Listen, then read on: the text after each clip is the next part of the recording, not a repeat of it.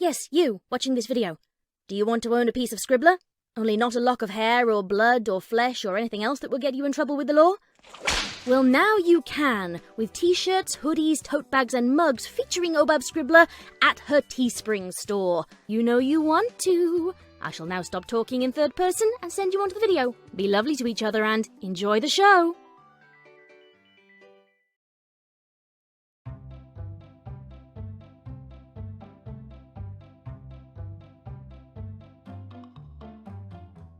Starlight Glimmer watched intently as Twilight Sparkle meticulously pushed the plate on the table until it was in the most scientifically appropriate position, then raised her hoof and closed her eyes. First lesson of the day, Twilight went on to say. we very carefully set the table. Starlight whizzed over the place settings to the table with her magic, ever eager to please her mentor. Starlight, you can't use magic to do everything. She vaguely heard Twilight say something as she focused her attention on carefully setting the table. Got it. Starlight said as she examined her handiwork. The corners of her mouth turned up at a job well done, until she noticed that the two-pronged fun fork was missing from in front of her. She didn't know what it was actually called, but calling it that helped her remember where to put it. Twilight, we seem to be missing the two-pronged fun fork from one of the place settings. Do you know where it is? She asked as she lifted her head, whereupon she found the two-pronged fun fork jutting out of the side of Twilight's skull, her head currently resting in the plate at her place setting. Starlight blinked. I thought I heard something that sounded like a wet crunch. She trotted over to Twilight. Twilight's eyes were open, and blood was currently pooling into the plate. Starlight poked Twilight. Twilight didn't respond. Starlight blinked again. Twilight, are you dead? Twilight still didn't respond. Starlight poked her a few more times. Still no response. Starlight's eyes widened. Oh, right! I knew I forgot to check for something. She grabbed Twilight's foreleg and placed her hoof on Twilight's wrist. No pulse. Oh, yeah, she's super dead. Well, time to fix this. She lifted Twilight's confirmed dead body in her magic and walked through the castle to the library. She came across Spike, who was currently dusting a statue. Hey, Spike. Spike paused his dusting. Hey, Starlight. Aren't you supposed to be helping Twilight with something? Yeah, but I accidentally killed her, and now I'm going to bring her back to life. Oh, okay. I guess call me if you need. Spike dropped his feather duster and slowly turned to face Starlight. You what? He chased her down, his eyes never leaving Twilight's limp body. Oh no, oh no, oh no, oh no, oh no. He repeated as his eyes watered. Starlight chuckled. Oh, Spike, it'll be fine. I'll have her undead in no time. Starlight's eyes wandered. I mean, not dead. Not undead. Spike scurried up to where Starlight was, tears sliding down his face. How could you kill Twilight with a relish fork? Oh, is that what that's called? And here I was going to the two-pronged fun fork this entire... Starlight! Starlight stopped and turned to face Spike. He was really laying on the waterworks thick. She bent down and touched Spike's cheek. Spike, you don't have to cry. I'm going to resurrect Twilight, and we'll all be laughing about this tomorrow. Spike looked into Starlight's eyes and sniffled. I don't think this... Starlight covered Spike's lips with her hoof as she magicked the tears off of his face, then smiled. It'll be fine. I'll have this worked out in a jiffy. Spike whimpered a bit, new tears coming in to replace the old ones. What should I tell Celestia? Starlight straightened herself, put a hoof to her chin, and narred. Oh, yeah. Tell her to meet us in the library. Now go do something fun. I know how icky dead bodies are. Spike slowly nodded and scampered away. With that, Starlight headed towards the library with Twilight's dead corpse. Upon reaching the library, Starlight unceremoniously dumped Twilight's body onto a table face up and slowly worked the relish fork out of her skull. The blood wasn't really coming out as fast anymore, due to Twilight's heart being stopped on account of her being dead. Starlight tapped her chin and looked around the library. First order of business? Yes! A teal glow surrounded Starlight as she levitated towards the medical section of the library, grabbed a book, then floated to Twilight. She flipped through the pages. Okay. Let's see. Here it is! Starlight landed, presuming she was going to need a bit more juice than usual for this spell. Her horn glowed, then Twilight glowed as the side of her head patched itself up. Starlight licked her lips. A regeneration spell! Well, that's good. Twilight, you can wake up now. Twilight didn't heed her request, because she was still dead. Starlight grunted. Are you still dead? Twilight didn't respond. Starlight clenched her jaw and cast the regeneration spell again, using a bit more of that juice she predicted she'd need. Twilight's stubbornly dead body lit up like a hearthwarming tree, the display dimming the ambient light in the area as Starlight pumped more and more magic into it, her brow furrowed. Eventually, Starlight realized this wasn't exactly working because Twilight was staying dead, despite her best efforts. So, she put in a better effort and jammed as much magic into Twilight's aggressively dead body as she could muster. Groans and whines escaped from Starlight's throat as her jaw thrummed with a dull pain from all that clenching she was doing with it. All of the luminosity in the library vanished as Twilight's cadaver shone like the sun itself, the relish fork also vibrating from the force of the spell. But despite all of that whining and groaning and fork vibrating and inconceivable amounts of arcane energy flowing through her, Twilight remained combatively dead. Starlight abruptly ceased the spell, and the light Twilight's righteously dead body had stolen returned to the room. Oh, come on! She said as she threw her hooves into the air. That should have totally worked! She panted as she massaged the pain out of her jaw and looked around the library. Well, it's not like something in here can't revive her. Just gotta keep looking. Okay. She grasped several books in her magic and floated them over to the table. These should be a good start. Now for quill and paper. She grasped paper, a quill, several inkwells, sat down, and got to work on creating a resurrection spell. Starlight's mouth curved into a confident snarl as she flipped through the ancient tomes and took energetic notes. She's not going to be dead for very long if I have anything to say about it.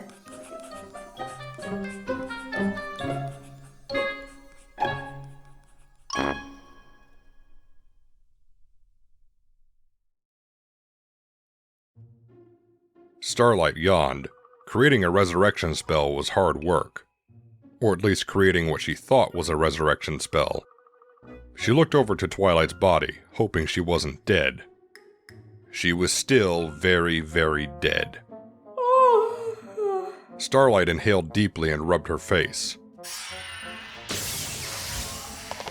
When she pulled her hooves away, who else but Princess Celestia would show up, whose face bore an unreadable expression.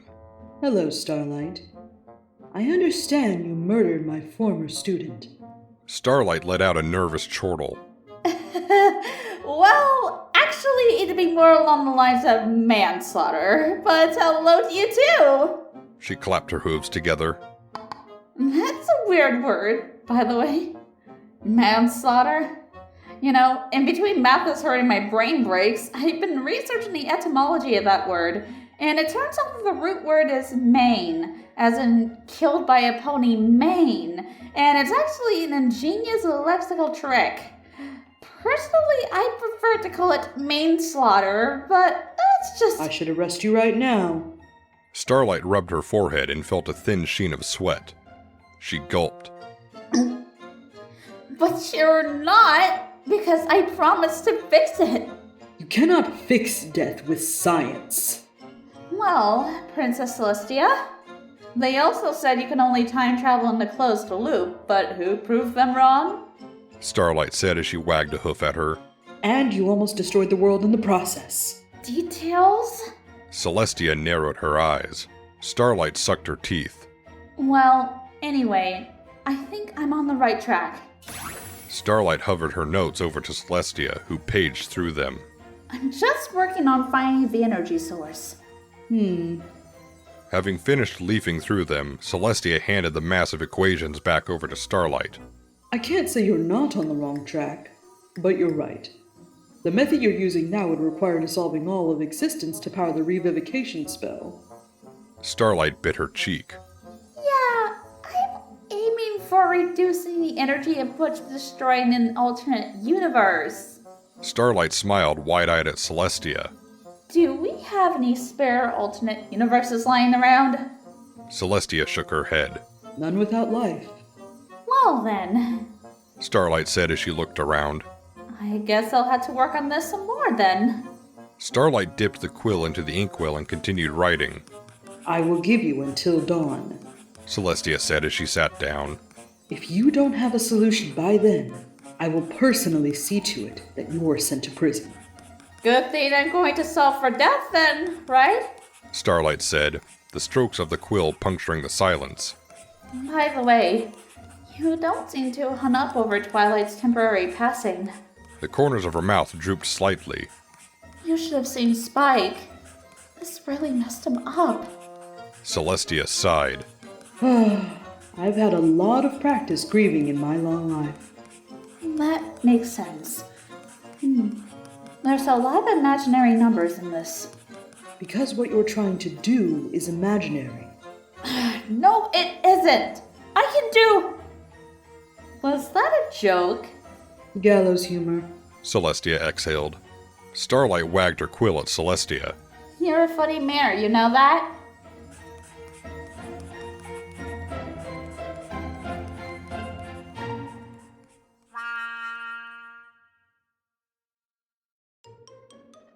Starlight could barely keep her eyes open. The equations she had written seemed to blur into one big mass of black if she didn't focus. She turned her head to face Celestia, who presented as regal as ever, then looked back at her math. Okay. Starlight sighed. I've managed to reduce the energy required to all life on Earth, but I think I can get it down to all plant life on Earth if I have more time. Starlight held the piece of paper up in the air. But I think that's the best I can do. I suppose you failed then. Celestia's horn glowed. The sun must rise. Starlight narrowed her gaze and illuminated her own horn. She growled. No, it mustn't! Celestia's and Starlight's eyes locked themselves in battle as Celestia's face tightened. Are you? Yes. Starlight said, visible beads of sweat forming all over her body as her face grew rigid. You said I have until sunrise to revive Twilight. She stared down Celestia, her body shivering from strain. So I'm delaying the sunrise. You do realize that there are several flaws in this plan, all of which relate to the gross power imbalance between us. A vein bulged in Starlight's neck. Tell me this, Starlight. Why do you want to save Twilight, even though she's clearly past the point of no return? To avoid consequences? Starlight shook her head. Perhaps out of personal pride. To be the mage who twice did the impossible. Starlight shook her head again. Daylight started to peek out until Starlight gritted her teeth, and it disappeared past the horizon. Starlight? Celestia said as her left eye intermittently twitched. You're going to die if you keep this up. Or at the very least lose your magic. I'll ask you again. Why do you wish to save Twilight when she can't be saved? Because she already did the same for me! Starlight started hyperventilating. And I'd like to return the favor, even if it requires defying the heavens and splitting them in half!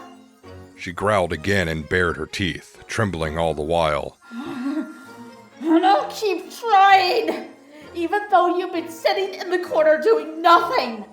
I wasn't aware that the great Starlight Glimmer, who broke time itself, wanted my assistance. Celestia smiled. You never asked. Starlight's eyes widened as every muscle in her body released itself. What? Celestia released her magic as well. The sun still did not rise. I said if you wanted help, you should have asked. Starlight pursed her lips and looked away. Then, not to look a gift pony in the mouth, she faced Celestia. Could you help me revive Twilight? A golden glow surrounded several books in a section that Starlight hadn't thought to search and placed them on the table. Starlight approached the table and flipped through one of the books. This is a book about the Elysian Fields. Starlight looked at Celestia. This isn't science. Celestia nodded. Yes, it cannot be measured and falsified through earthly means. But neither can friendship and love. And I'm almost certain that those exist. Starlight picked up another book and leafed through it. This? Okay, I think I can whip something up in an hour. She glanced at Celestia. You know, I'm pretty sure what you did to me just now is considered torture. Celestia grinned again. I had faith that you'd come around. Something else that also can't be measured. What? Starlight asked, burying herself in another book. Faith? Or me coming around? Celestia snorted. Both. There you are again with the jokes.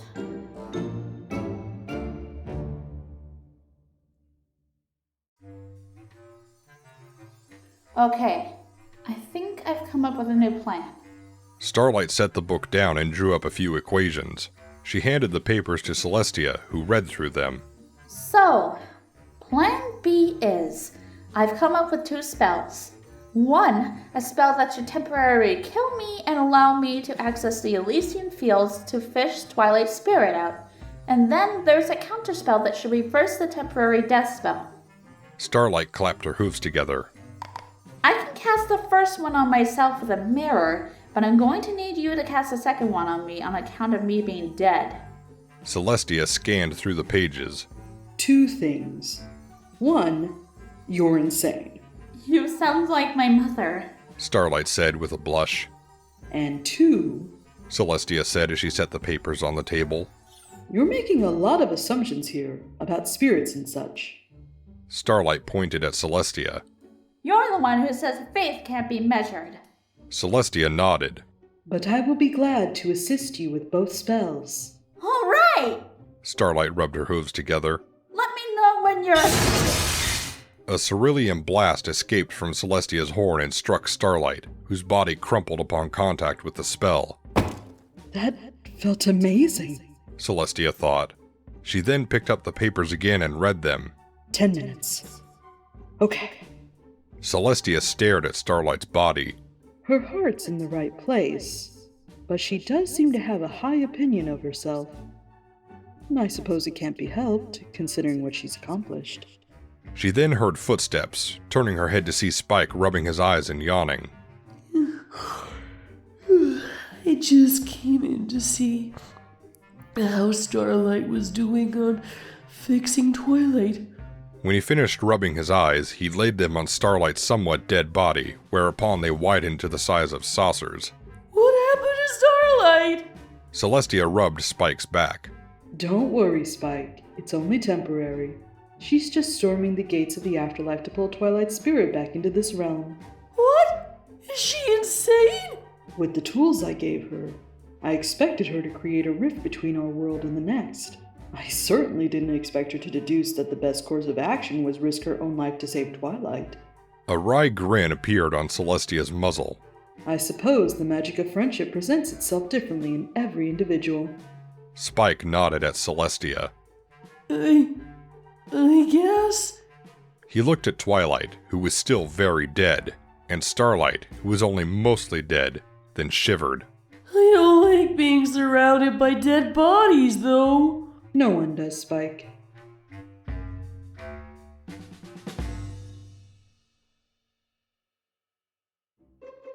Celestia looked outside. Okay, it's been 10 minutes. Let's see if this worked.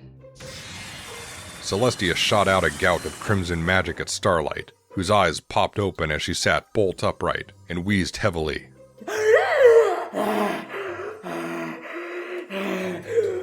A small spark hovering in her horn grasp. Starlight said breathily as she heaved herself up. That was a trip. I don't think I'm allowed back, though. My Lord. She stumbled drunkenly over to Twilight's body. They weren't very happy to see me, to say the least. She touched the spark to Twilight, then collapsed onto the floor. But that seraph still had what's coming to him. She said before she passed out and started snoring. The spark entered Twilight as it surrounded her with a silver shimmer. Her chest expanded and contracted. Then her eyes fluttered. Twilight sighed, at which Spike made a sound of delight, jumped up onto the table, and hugged Twilight. Twilight smiled weakly. Hi, Spike. You're awfully excited to see me right now. She sat up and looked around. Wait a second. Why am I in the library? She looked out the window. And why is it dark outside? She looked on the table. Why am I surrounded by equations? She spotted the relish fork. Who put that relish fork there? Celestia chuckled as she raised the sun above the horizon. Good morning, Twilight.